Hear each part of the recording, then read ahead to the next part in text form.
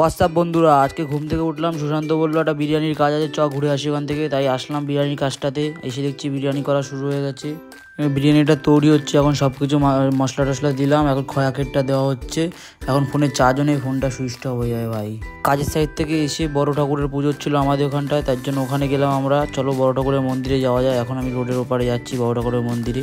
তারপর শুনলাম গোটুতে মেলা হচ্ছে, তাই ওখান থেকে বেরিয়ে গেলাম আমরা সব বন্ধুরা মিলে। এখন গোটু মেলায় যাচ্ছি।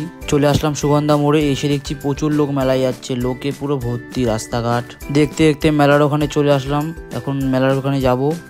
এখন ভিড়ে ঠেলা কোথা খাওয়ার জন্য মেলার ভিতরে যাচ্ছি আমরা। বিকি বললো হরেক মাল 8 টাকার, এখান থেকে কিছু কিনবে, তাই ঢুকলো, কিন্তু কিছুই কিনলো না, ফাও গেল এখানটায়। তারপর এখন আমরা বাড়ির দিকে যাচ্ছি, দেখছি কি সুগন্ধা মোড়ে গাড়ি ধরছে, তাই এখন আমরা সামনে গিয়ে দাঁড়িয়ে পড়বো। জিলাপি আর মালপোয়া নিয়েছিলাম যাওয়ার সময় খাবো বলে, তারপর জিলাপিটা খেলাম, খেয়ে দেখলাম ভালোই লাগছে খেতে। এখন মালপোয়া নিলাম, এখন খেতে খেতে বাড়ি যাব। চলো টাটা।